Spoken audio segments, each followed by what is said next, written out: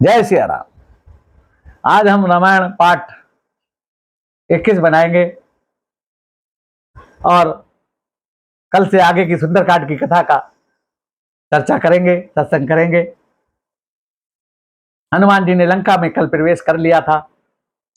अब हनुमान जी रात्रि में लंका के सारे घरों में घूमते हैं और बाबा गोस्वामी तुलसीदास जी क्या लिखते हैं कि मंदिर मंदिर पति कर शोधा, देखे जहाता निगित योधा, गयो दसानन मंदिर माही, अति विचित्र कही जात सुनाई, चैन किए देखा कपितो ही, मंदिर महु न देखी वह देही, भवन एक पुनि दीख सुहावा, हरि मंदिर ते भिन्न बनावा, राम नाम अंकित गिरे शोभा वरनी न जाय, नव तुलसी का बंद था देख हरस कपिराय। हनुमान जी पूरी लंका में एक एक घर में जाकर मां जानकी को ढूंढते हैं। तो यहां एक भगत के मन में शंका हुई कि आखिर बाबा गोस्वामी तुलसीदास जी ने लंका के घरों को मंदिर क्यों लिखा। बहुत सुंदर तर्क है। आप देखो, हनुमान जी की मूर्ति कहीं भी रख दो, शमशान के बाहर रख दो, कहीं पार्क में रख दो, कहीं भी रख दो, जंगल में मंगल, हनुमान जी की मूर्ति को जहां भी आज लगा दो वहीं मंदिर हो जाता है। और लंका के घरों में तो मेरे बाबा साक्षात जाकर अपने पैर रख रहे हैं। इसीलिए बाबा गोस्वामी तुलसीदास जी लिखते हैं कि मंदिर मंदिर पति कर शोधा, देख जहां तहां निगित योधा। जब मेरे बाबा स्वयं जाकर एक एक घर में मां जानकी को ढूंढ रहे हैं, इसीलिए बाबा गोस्वामी तुलसीदास जी ने लिखा है, रावण लंका के हर घर को मंदिर लिखा है। गयो दशानन मंदिर माही, दशानन के घर को भी बाबा गोस्वामी तुलसीदास जी मंदिर लिखते हैं। गयो दशानन मंदिर माही, अति विचित्र कही जात सुनाही। और हनुमान जी रावण के महल में भी गए, उसको भी मंदिर लिखा है रामायण। और वहां देखा थे क्या है कि रावण सोया हुआ है, लेकिन महल में कहीं जानकी जी दिखाई नहीं दी। उसके बाद हनुमान जी आगे बढ़ गए।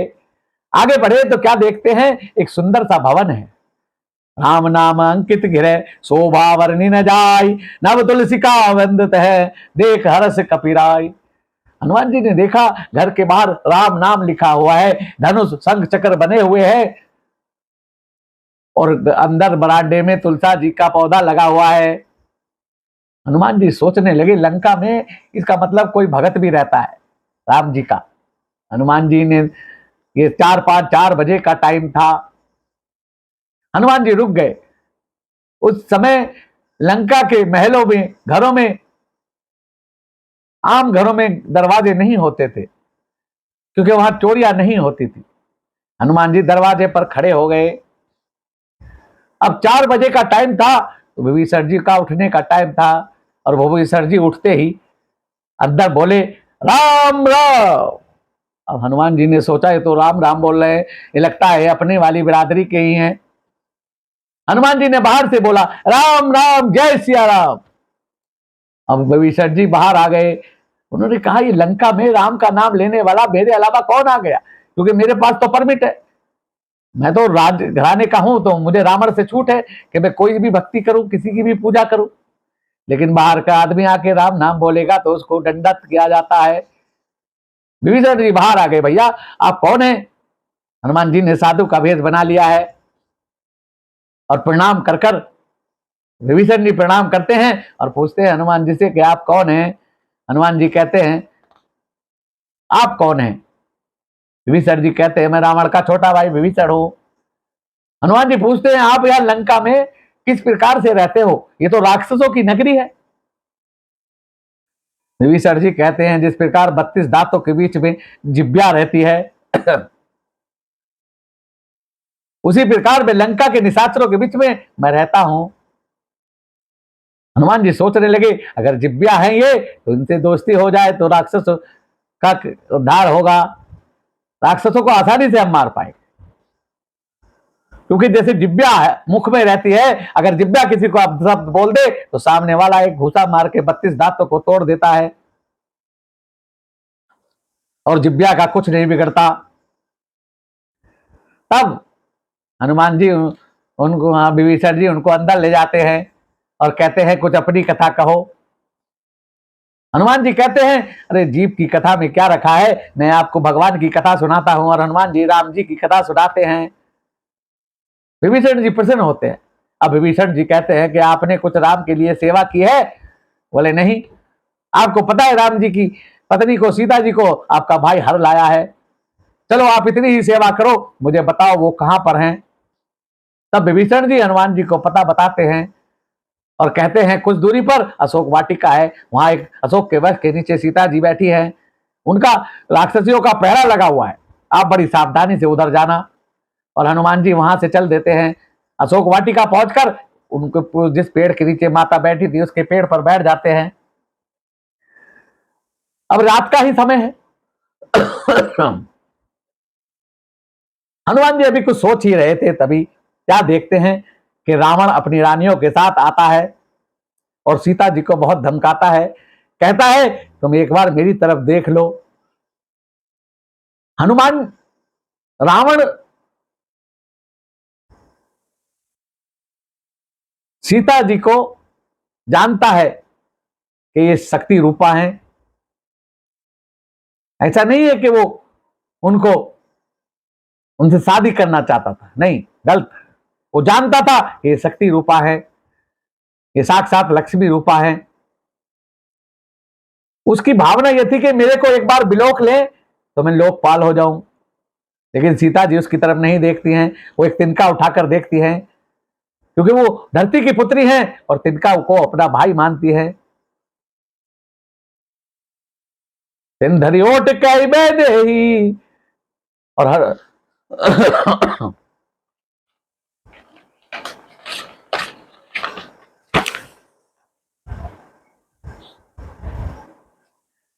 और तिनका के ओट में माता कहती है कि रावण तुझे अभी राम जी के बाणों का पता नहीं है, तू तो खल है और प्रभु सूर्य के समान है। तब रावण कहता है तुम मेरी बात नहीं मानोगी? सीता जी कहती है नहीं। रावण गुस्से में आ जाता है और अपनी तलवार निकाल लेता है। उधर हनुमान जी ऊपर बैठे हैं पेड़ के ऊपर और वो तैयार हो जाते हैं अपनी गदा लेकर कि अगर इसने मां को टच भी किया तो मैं इसके सिर के 100 टुकड़े कर दूंगा। तभी मंदोदरी रावण का हाथ पकड़ती है और कहती है स्वामी तलवार को म्यान करो।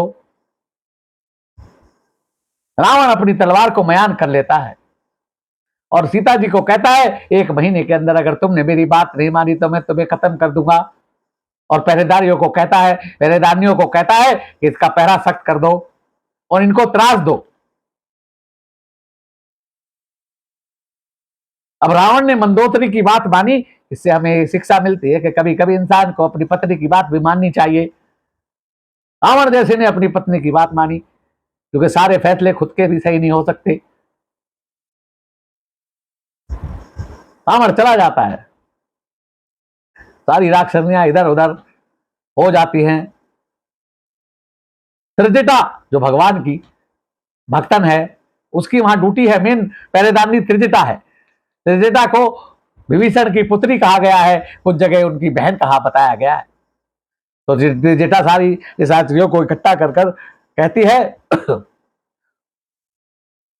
कि आज सुबह 4 अभी अभी मैं सो गई थी, मैंने एक सपना देखा है।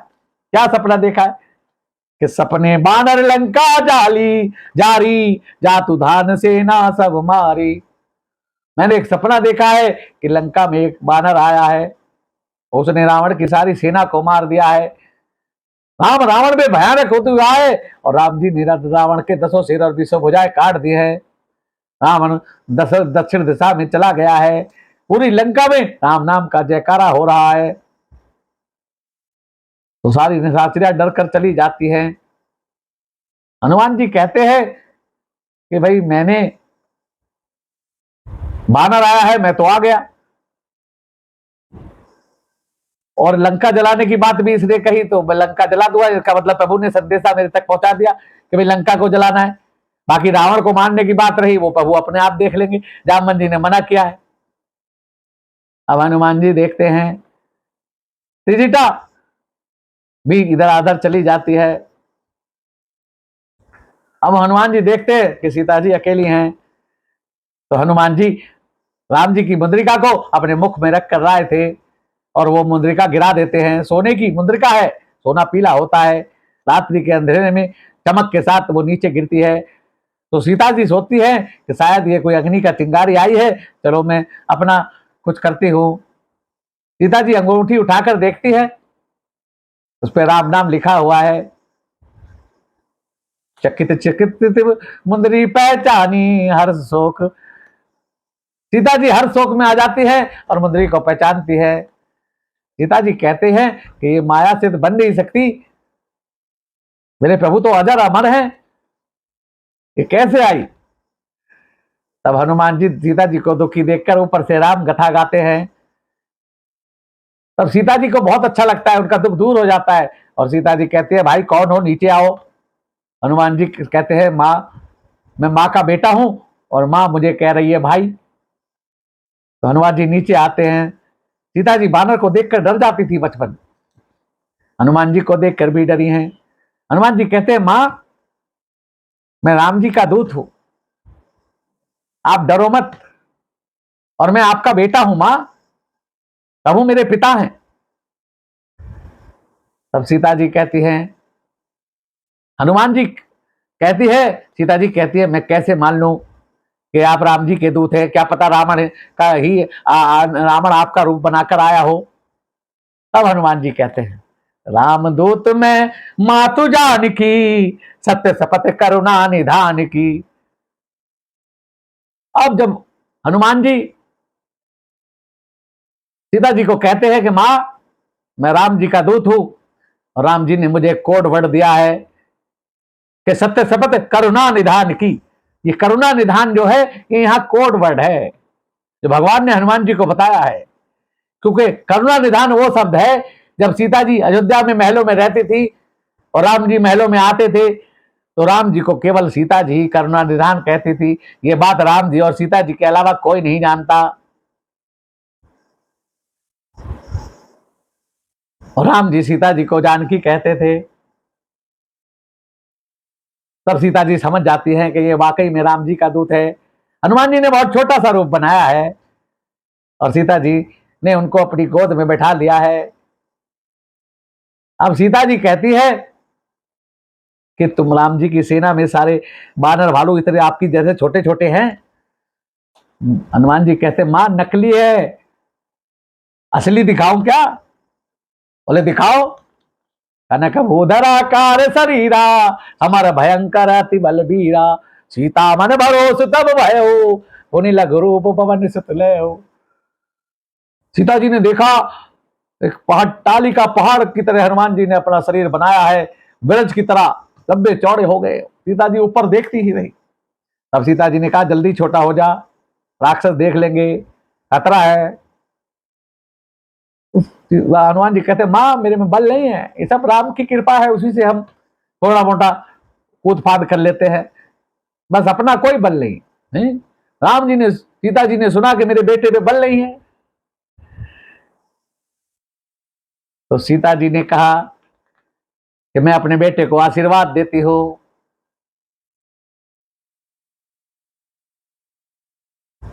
कि रघुनाथ तुम्हारे नाथ रहें, तुम सदा रहो अनुचर बेटा, तुम सदा रहो अनुचर बेटा, और माता का आशीर्वाद यही हो जाओ अजर अमर बेटा।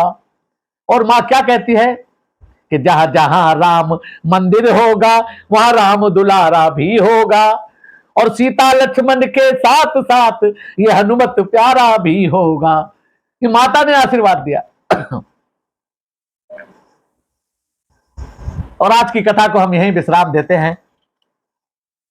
आगे की सुंदरकांड की कथा हम अगले पाठ में करेंगे। जय सिया राम। सीता माता का आशीर्वाद सबके ऊपर बरसे, जैसे हनुमान जी के ऊपर बरसा, हम सभी के ऊपर सीता माता आशीर्वाद दें, सभी के अंदर बल बुद्धि आए, सभी के अंदर भगवान की कृपा रहे सभी के ऊपर। जय श्री राम। दोस्तों मेरी वीडियो पसंद आए लाइक शेयर करना, सब्सक्राइब करना, बेल को दबाना जय श्री राम।